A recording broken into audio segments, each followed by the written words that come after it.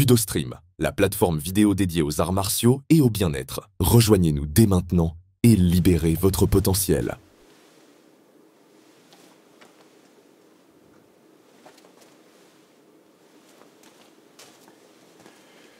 Quand on pratique au Boken, que ce soit pour du Yai, du Kenjutsu, etc., qu'on travaille ou même directement avec un katana, un Shinken, un Yaito, des fois on fixe son attention, son attaque, sa menace, que dans une direction.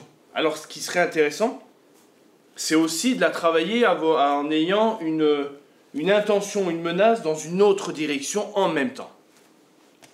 Ce que je veux dire par là, c'est qu'il y a déjà une forme de travail, où par exemple si on prend la Naname Kili, la coupe en diagonale, d'accord, ici, de l'épaule, on va dire, pour faire vulgairement et basiquement, de l'épaule à la hanche, on coupe dans cet axe-là.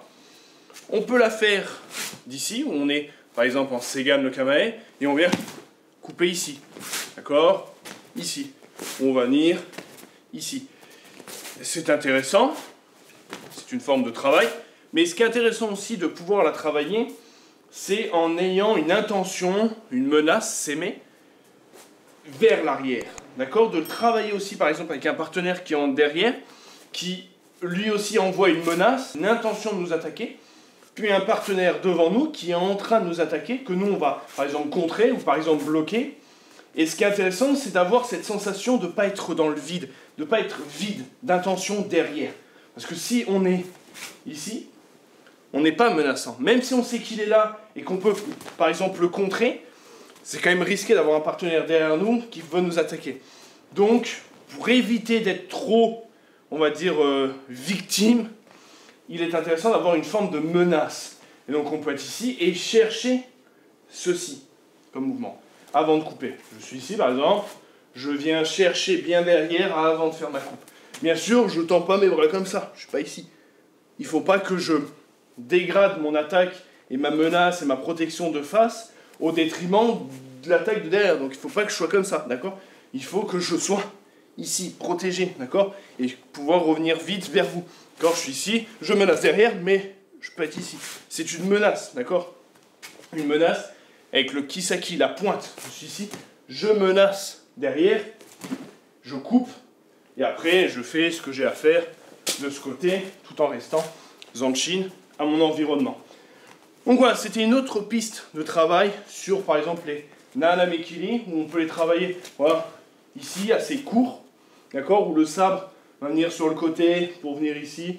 Certains, des fois, ouvrent la main pour après venir ici, partent d'ici très court. Et il y a cette forme aussi qui est intéressante pour travailler aussi, d'être, on va dire, chargé de menaces devant et derrière, et d'ouvrir notre attention à tous les champs possibles, d'accord, d'être menaçant, pourquoi pas sur le côté, ou d'accord, pourquoi pas ici, avant de couper, mais d'avoir cette sensation d'être martial dans tous les moments, tous les paramètres de notre attaque. D'être, voilà, ici je peux être menaçant s'il y a quelqu'un, je peux être menaçant ici avant de couper, je peux être menaçant derrière et couper devant. Pareil avec les Age Kili, les coupes en remontant, on est ici et on coupe. Mais on peut être aussi, travailler son intention, son s'aimer, d'être menaçant là. D'accord ? C'est-à-dire qu'il y a quelque chose ici, et je reviens là. Bien sûr, toujours sans dégrader la technique de devant, de ne pas faire. D'accord ? J'exagère, c'est ici. Là, je menace et je coupe. Par exemple, d'accord ? Donc ici, voilà, je viens là, je reste en quand même protégé, je ne dégrade pas et je coupe ici. Menace, couper. Là, pareil, hop, bon. Mais j'ai cette intention. Après, vous n'êtes pas obligé de modifier votre technique. Vous pouvez, si elle est là, voilà. Si vous faites très court, vous pouvez.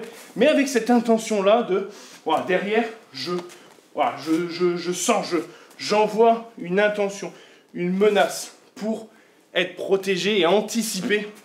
Voilà, par exemple, je suis ici, lui, il attaque, je sens que ça bouge, je prends, et je repars ici.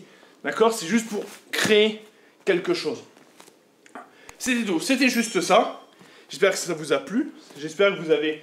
Parce que voilà, des fois, le sabre, c'est un outil d'apprentissage, un outil formidable, et c'est aussi un outil de discorde, de polémique, où voilà, la main, non, elle est pas comme ça, elle est ici, elle est bidule et tout.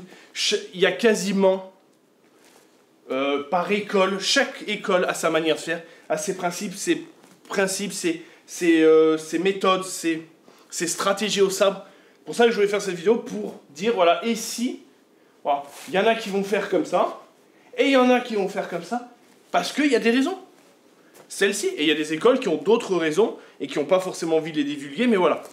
Il faut respecter tout ce qu'il se fait. Vous devez aimer votre art profondément, mais vous devez respecter aussi les autres. Donc il y en a qui veulent, je sais pas, je dis une bêtise, rester ici, et là, ouais mais c'est pas comme ça. Je suis pas en train de dire que, parce que voilà, j'aime cette idée de chercher la menace derrière et de couper, que ceux qui ne le font pas sont nuls, c'est pas ça. C'est juste pour avoir une idée, une ouverture d'esprit en disant, ok, bah c'est vrai que moi j'ai tendance à faire comme ça, mais c'est pas mal ce qu'ils font, mais je vais garder ma méthode aussi.